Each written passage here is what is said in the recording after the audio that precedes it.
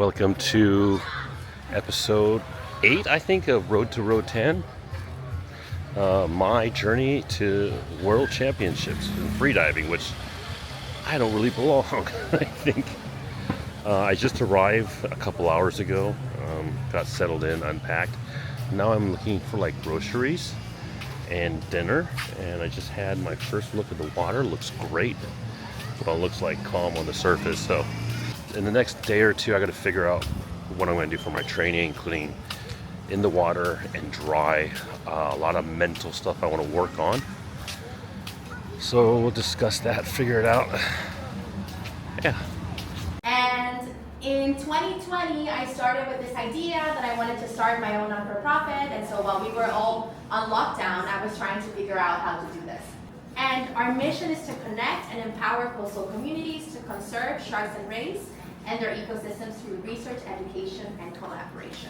And if you want to learn more about our efforts, you can follow us on Lily, Honduras. You can follow me at Gabby C. Sharks, but you can go to our website as well.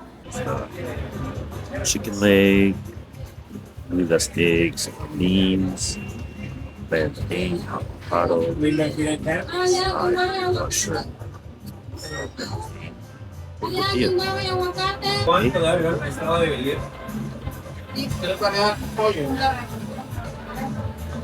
Sleep is a very important element to recovery. And most of the time I'm pretty serious about my sleep, especially when I'm training. So my sleep stack, 3 grams of glycine that helps with deeper sleep.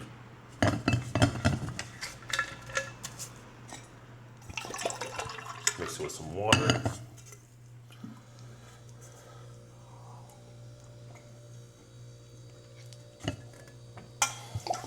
Glycine is an amino acid. I think that's also found predominantly in like offal or like organ meats.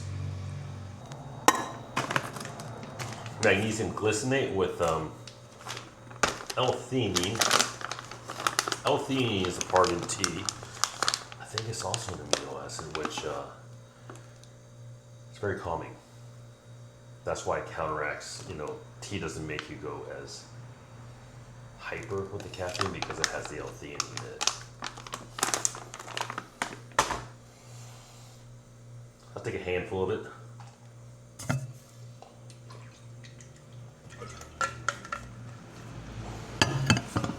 Something which is relatively new that I'm trying is this all natural, like herbal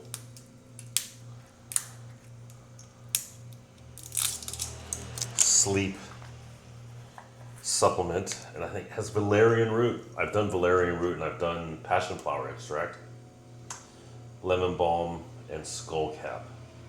So when I was researching with Dr. ChatGPT about good herbs or natural things to help sleep, they gave out all these herbs, and then I found all in one bottle. So take 3 of those.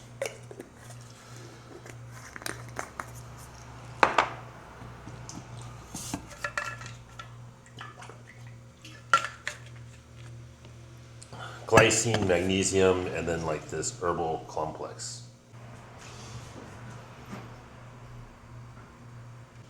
So I think I'm gonna do a lot of my own cooking. I hard boiled some eggs. I got some chicken breast there, which I'll brine as soon as I defrost. Got some beans they're soaking, and then I'll make some beans and rice. Got some tortilla, corn tortilla. Little Honduran chocolate. Yummy. So just wanted to quickly chat about, I guess, goals and struggles. When I first, got the invitation to come to World Championships and decided to attend, I did, so first of all, my PB is 53 meters. And I was hoping with some training, 60, 70 meters, I think would have been too hard to do if I had, but But then I had those 2 months where I was totally sick and couldn't do anything. I mean, I couldn't even do like CO2 tables. Most I could do was like a little bit of stretching. Certainly couldn't do any weightlifting or cardio. I was pretty exhausted, fatigued. It felt, I mean, again, I think I had COVID, or it could have been long COVID. Either way, it felt like it. So that set me back. But that's no worse. I still have good time. The problem I'm having is past 40, I don't feel very comfortable. And I am dedicating a lot of practice, dry practice. Before, when I trained, I didn't do any dry practice. I just dive. I'll be doing stretches, Uddiyana bandhas, to help me get used to that pressure. CO2 tables, a lot of those, the most I've ever done, ever in my life, honestly. This other kind of breath work to help with my anxiety, which I'm partially guessing that some of the issues I have with 40 meters plus is anxiety.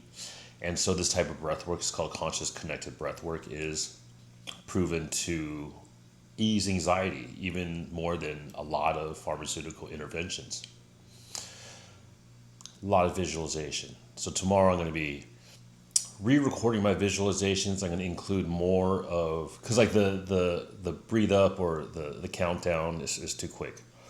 I got a routine down now, and I'm going to visualize that. Visualize the dive. Visualize more time below 40 meters and just visualize it. I mean, visualizing is amazing.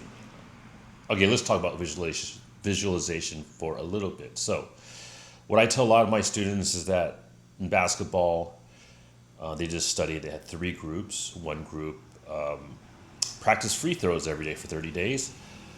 One did not practice at all, and one just visualized it. And the ones who practice it physically every day and the ones who visualize had the same amount of improvement, same percentage of improvement. Also, people have gotten stronger by just visualizing lifting weights. So visualization, it's so powerful. It's a skill, right, that I have to do over and over again. And if there's something I can do like 10, 20 times a day, it's certainly this visualization. So that's what I intend on doing. And my mouth feel, it's a little bit sloppy. I used to think that I was losing air, but I'm also, maybe I am losing a little bit, but I'm losing a lot in between. I realized during my trip to Mabini and in training with Mikey. And I'm just practicing keeping my glottis locked. Do some dry jills for that. So that's going to be one area I'm very focused on. But the main things are visualization, working on the glottis, strength, and breath work. I am going to do the breath work now and go to sleep. It's been a very long day. I didn't take a nap after getting to Roatan. It's been a long day, but I'm happy to be here. And I'm excited to put these videos out. So if you guys want me to cover anything, have any questions, please chuck it in the comments. Follow my Instagram. It's also Freedive Nomad. Quite active there as well, so stories especially. Freediving here, there's 2 schools here. One is Roatan Freediving School and the other one is Caribbean Freediving School. Roatan Freediving is the one that's the local organizers for the World Championships. The Caribbean School is, I think they're both quite reputable. I've heard good things from people. I would have wanted to go to Roatan just to be comfortable in that environment,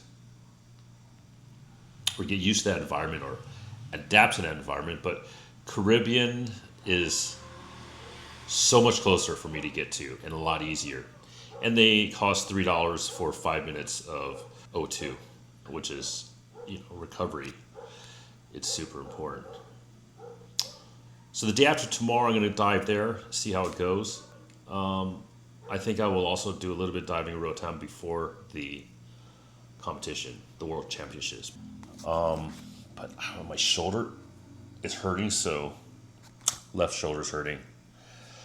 Little worried about it for free immersion in CNF, but oh well.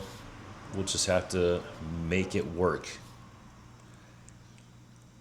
Now I got to go to bed. And I'm so happy to be here.